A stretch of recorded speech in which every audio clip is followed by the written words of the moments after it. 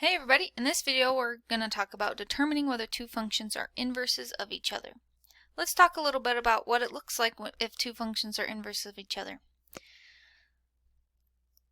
The inverse definition of an inverse function is if f is 1 to 1, then g is the inverse of f if the following conditions are both true. If we take f and compose it with g, it's going to equal x for all of the x's. And the same thing we have to also do for g composed with f. So remember, what does f little circle g mean? That means f of g of x. So our function g goes inside of f, we do some algebra, and then we hope that we get x. If that happens, then we also do g of f of x, do a little algebra. If that equals x, then guess what? We are golden and we have one-to-one functions. But both steps have to be true. I have to get x for both compositions in order to be true. Okay, so let's go ahead and do an example. So the first step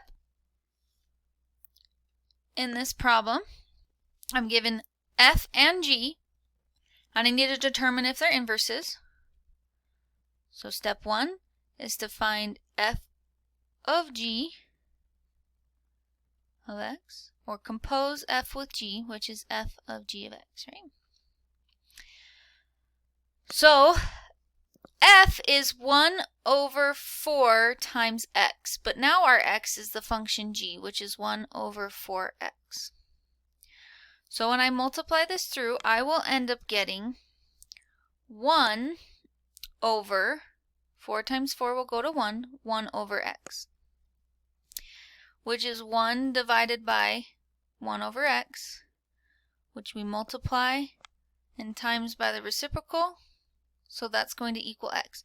Okay, good. So the first step worked, right? I wanted it to equal x. So now let's see if the next step works. Compose g with f, which is g with f inside, and guess what? These are the same functions, so it's going to look the exact same, but let's just do it. G is 1 over 4 times x, but x is now my function. My input is now my function f, which is 1 over 4x. So I can see I have the same step as above, so I'm going to end up getting x. Done, check, smiley face. So both pieces are true, so that means f and g are inverses of each other.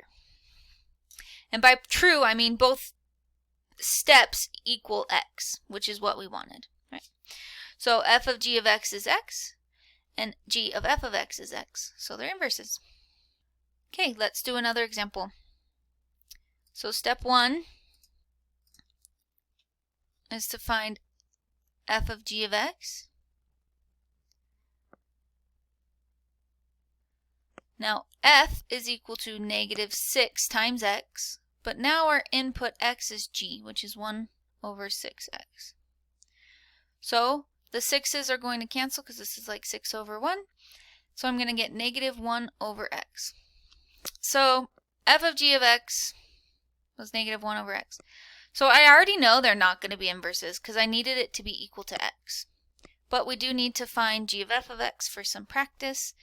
G of f of x, well, g is 1 over 6 times x, and x is the function f of x. So I'm going to get 1 over negative 36x, which is not x. I need it to be equal to x if they're inverses. So that's how you determine whether two functions are inverses.